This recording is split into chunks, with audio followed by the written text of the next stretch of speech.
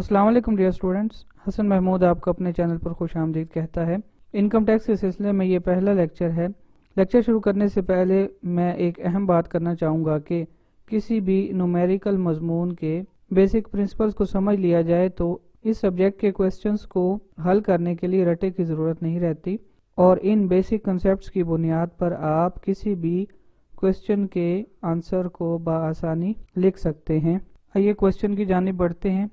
सबसे पहले हम उस आदमी का नाम लिखेंगे, उस इंडिविजुअल का नाम लिखेंगे जिसके लिए टैक्सेबल इनकम मालूम की जा रही है, और उसके बाद टैक्स ईयर लिखेंगे। थर्ड रो में टैक्स ईयर एंडेड लिखेंगे और उसके बाद उसका रेजिडेंट स्टेटस लिखेंगे, और ये हमेशा रेजिडेंट ही रहेगा, यानी पाकिस्तान का शहरी होगा। और उसके बाद सबसे आखिरी लाइन में कंप्यूटेशन ऑफ टैक्स पेएबल लिखेंगे। जगह की कमी की वजह से ये साथ साथ लिखी गई हैं, आपने इन्हें तरतीब से लिखना है।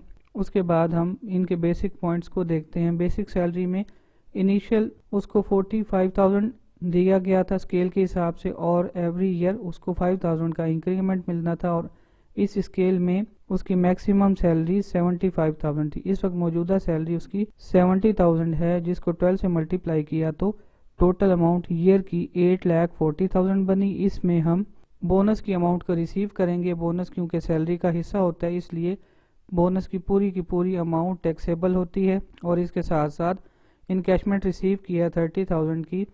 एम्प्लॉय को एम्प्लॉयमेंट रूल के हिसाब से कुछ छुट्टियां अवेल करने की इजाज़त होती है। अगर वो अवेल ना करे तो उसके बदले में कंपनी से या इदारे से पैसे वसूल कर सकता है। तो इस सूरत में जो अमाउंट रिसीव की जाएगी वो भी पूरी की पूरी टैक्सेबल होगी, यानी ये अलाउंस बन जाएगा। और इसके साथ साथ उसको कन्वेंस अलाउंस दिया गया है, ये भी सैलरी का पार्ट होने की वजह से पूरे का पूरा टैक्सेबल होगा। और इसके साथ साथ उसे यूटिलिटी अलाउंस दिया गया 90,000 का, घर के बिजली और गैस के बिल वगैरह पे करने के लिए। तो ये भी एक अलाउंस है, सैलरी का पार्ट है, इसलिए ये भी टैक्सेबल होगा। और इसके बाद रीइंबर्समेंट की गई है 60,000 की ऑफिस एक्सपेंसेस के हवाले से।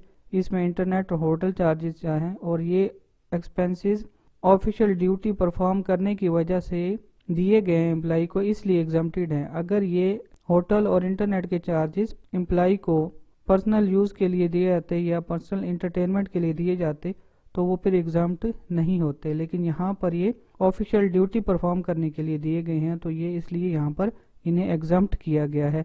और इसके साथ साथ मेडिकल अलाउंस 1 लाख का रिसीव किया है। टैक्स रूल्स के मुताबिक रनिंग बेसिक का 10% जो भी अमाउंट बनेगी वो एग्जाम्प्ट होगी। इससे ऊपर अमाउंट जितनी भी होगी वो टैक्सेबल होगी, वो इसका अलाउंस कंसीडर होगा। यहाँ पर एग्जाम्प्टेड अमाउंट 84,000 की बनती है, जबकि उसने 1 लाख रिसीव किया है। तो इस तरह इनका डिफरेंस 16,000 का है, ये अलाउंस के तौर पर टैक्सेबल बन जाएगा और एम्प्लॉय की इनकम में शामिल हो जाएगा।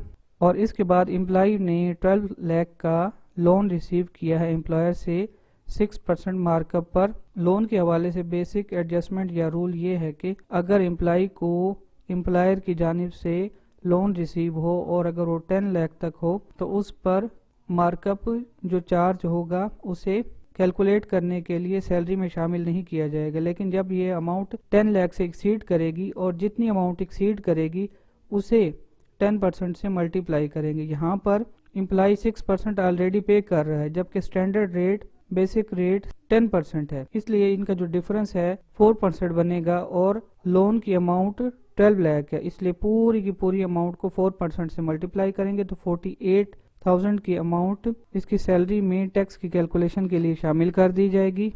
इसके बाद नेक्स्ट उससे रेंट फ्री अकोमोडेशन दी गई है, और इसके साथ साथ उसे 3 लाख का हाउस रेंट अलाउंस भी इंटाइटल्ड किया गया है। इस सूरत में याद रखिएगा हमेशा बिग सिटीज़ के हवाले से 45% कैलकुलेट करेंगे रनिंग बेसिक का, और स्मॉल सिटीज़ के हवाले से हमेशा 30% कैलकुलेट करेंगे रनिंग बेसिक के साथ। और इनको कंपेयर करेंगे जो हाउस रेंट उसको इंटाइटल किया गया है, और इनमें से जो अमाउंट बड़ी होगी वो टैक्सेबल अमाउंट में ऐड कर दी जाएगी। यहाँ पर देखिए 8,40,000 का 45% 3,78,000 बना, जबकि उसको हाउस रेंट जो अलाउ किया गया था या एंटाइटल किया गया था वो 3 लाख का है। इन दोनों में से जो बड़ी अमाउंट है वो 3,78,000 है, उसे टैक्सेबल इनकम में शामिल कर देंगे। और इसके बाद फिक्स एसेट्स امپلائر نے پرووائڈ کیے ہوئے ہیں امپلائی کو پرسنل یوز کے لیے، تو اس پر جو ڈیپریسیشن چارج ہوگی وہ امپلائی کے لیے الاؤنسز بن جائے گا. ان کی کاسٹ یہاں پر 1 لاکھ پرووائڈیڈ کی ہے. ڈیپریسیشن کا ریٹ ہے 10% اینول بیسس پر، اس لیے اسے یہاں پر ٹیکسیبل انکم میں 10,000 کی اماؤنٹ کو ایڈ کر دیا جائے گا. اور اس کے بعد ان تمام آئٹمس کو ایڈ کریں گے تو ٹوٹل اماؤنٹ بنے گی 16,12,000 کی. اب اس میں سے ہمیشہ زکوٰۃ اگر ڈیڈکٹ ہوئی ہے اکاؤنٹ سے اور وہ زکوٰۃ اور عشر آرڈیننس کے سیکشن 60 کی ٹرمز کو پورا کرتی ہے تو وہ اس صورت میں یہاں پر ٹیکسیبل اماؤنٹ سے مائنس ہو جائے گی. تو نیٹ اماؤنٹ اس وقت ٹوٹل جو ٹیکسیبل اماؤنٹ بنے گی 15,22,000 بنے گی. اس کو سلیب ریٹ 3 کے حساب سے دیکھیں گے تو اس میں 12 لاکھ پر جو فکس ٹیکس ہے وہ 30,000 بنتا ہے، اور اس میں 12 لاکھ سے جو اماؤنٹ ایکسیڈ کر رہی ہے اس پر 10% ایڈیشنل ویریبل ٹیکس شامل کیا گیا. تو اس کی ٹوٹل ٹیکس لائبلٹی 62,200 بنی، جس میں سے ٹیکس ڈیڈکٹڈ ایٹ سورس تھا 8,000 کا اور 3,000 کا یہ ٹکٹس وغیرہ اور دیگر اخراجات کو پے کیا تو وہاں پر اس کی ڈیڈکشن ہوئی. انہیں نیٹ کیا تو اس وقت اس کی نیٹ انکم ٹیکس پیبل کی اماؤنٹ 51,200 بنے گی. کوسچن کے حوالے سے آپ کی سجیشنز کا کمنٹ سیکشن میں انتظار رہے گا. اپنا بہت سا خیال رکھیے گا. اللہ حافظ.